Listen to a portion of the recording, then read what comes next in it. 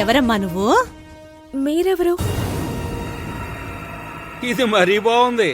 మా ఇంటికొచ్చి మమ్మల్నే మీరెవరని అడుగుతున్నావా? గడుసుదానివే.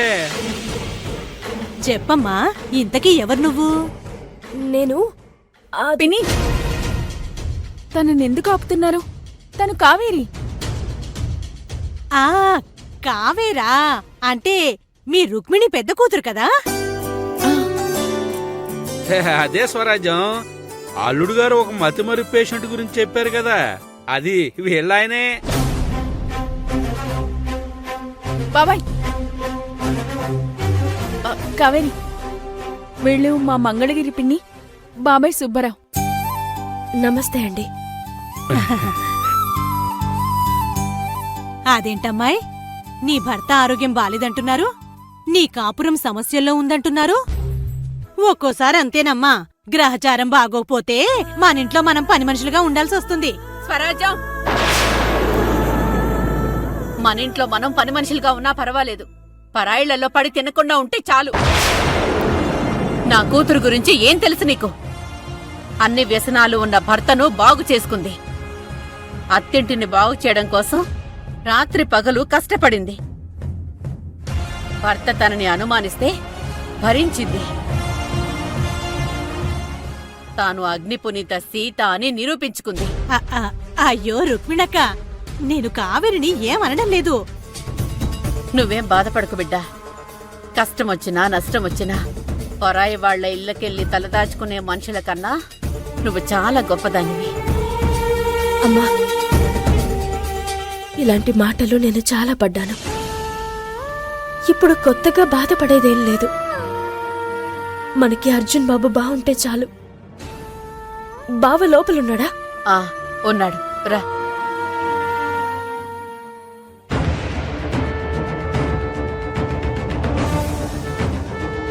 పిన్ని, రుక్మిణమ్మ అంతే, ఏ మాటైనా మొహం మీదే అనేస్తుంది, మనసులో ఏం దాచుకోదు.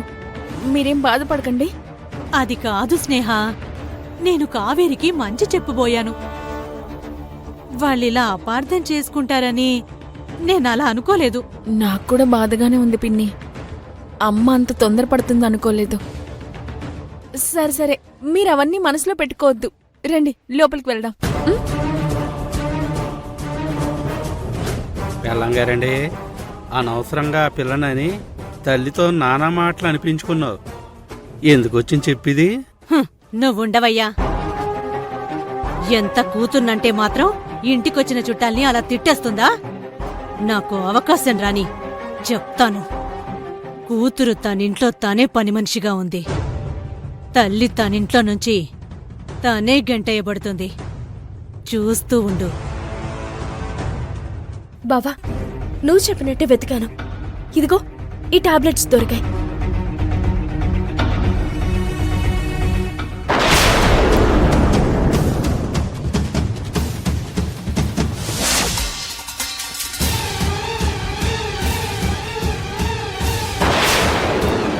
ఏమైంది బావా?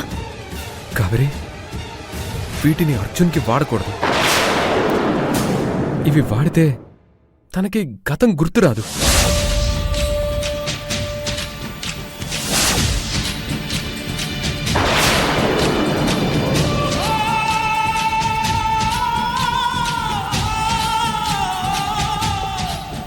అంటే ఆ యమజ అర్జున్ బాబుకి గతం గుర్తు రాకుండా చేస్తుందన్నమాట. కావేరి, వీటిని అర్జున్ వాడకుండా చూడు. అలాగే బావా. బిడ్డా, ఆ యమజ దుర్మార్గాలకి హద్దులేదా? ఇలా ఎంతకాలం ఇంకా? ఎంతో కాలం అక్కర్లేదమ్మా. తొందరలోనే దాన్ని అంతు చూస్తాను.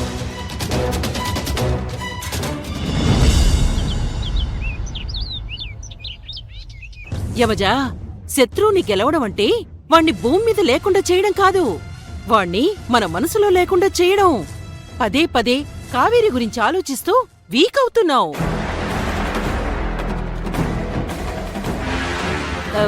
ఇదిగో, నువ్వు అలా సీరియస్ గా చూసినా సరే నేను చెప్పాల్సింది చెప్పానంతే. భయపడాల్సింది, టెన్షన్ పడాల్సింది ఆ కావేరి అండ్ పార్టీ.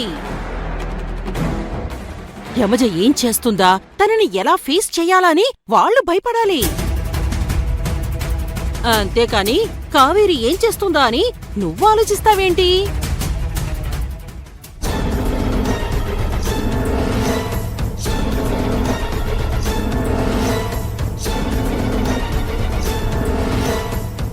సూపర్ అలా. ఇంతకాలానికి నాకు పనికొచ్చే మాట చెప్పావు. నువ్వు చెప్పింది నిజమే. నన్ను చూసి వాళ్ళందరూ భయపడాలి, అంతేకాని నేను వాళ్ళ గురించి ఆలోచిస్తూ ఉండడం ఏంటి? అవును, శత్రువు గురించి ఎక్కువగా ఆలోచించడం అంటే అతన్ని దగ్గరుండి గెలిపించడమే. ఆ పని నేను చేయను. కావేరి ఏం చేయగలదు? మహా అయితే బావకి గతం గుర్తు చేయడానికి ట్రై చేస్తుంది, అంతే కదా. యమజా, నువ్వు స్క్రీన్ ప్లేలో లాక్ మర్చిపోయినట్టున్నావు. అర్జున్కి బలవంతంగా గతం గుర్తు చేయకూడదు. అందువల్ల వాళ్ళు ఆ పని చెయ్యరు, మెల్లమెల్లగా గుర్తు చేయడానికి చూస్తారు. కరెక్ట్. ఈ లోపలనే కావేరికి నేను చెక్ పెట్టేస్తాను. శభాష్ యమజా, నువ్వు పూరీ లాంటిదానివి. వేడివేడి నూనెలో వేసినా పొంగుతావే గాని భయపడవు. పోలిక చండాలంగా ఉన్నా నువ్వు చెప్పింది కరెక్టే. ఇంతకంటే టఫ్ సిచ్యుయేషన్స్ ని నేను చాలా ఫేస్ చేశాను. ఇప్పుడు వాళ్ళకి యమజ అంటే ఏంటో చూపిస్తాను. ఎలా? ఆ కావేరి నా ఫస్ట్ నైట్ ని ఆపింది. ఇప్పుడు అదే కావేరి ఫస్ట్ నైట్ ని అలంకరిస్తుంది. భువన అత్తయ్య నన్ను గదిలోకి పంపిస్తుంది, ఏర్పాట్లు చేస్తుంది. బావా నేను కలిసిపోతే ఆ కావేరి సైలెంట్ గా తప్పుకోవడం తప్ప ఏమీ చేయలేదు. నువ్వు సూపర్ యమజా. ఇది కాని జరిగితే కావేరి వాళ్ళకి చుక్కలు కనిపిస్తాయి. అదే జరగాలి. దానికి పునాది నువ్వే వెయ్యాలి. మంచి పనులైతే చేయడం రాదు గాని తిక్కుమల్ల పనులు చేయడంలో నాది చేయి తిరిగిన హ్యాండు.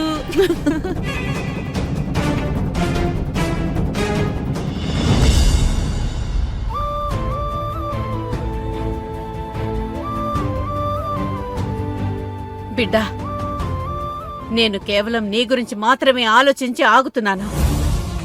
లేకపోతే ఆ యమజని చంపి పారేసేదాన్ని. అమ్మా, తొందరపడకు. ఇంకా ఎంతకాలం ఓపిక పట్టాలి బిడ్డా? ఆ యమజ మీ ఇద్దరినీ విడదీయాలని చూస్తుంది.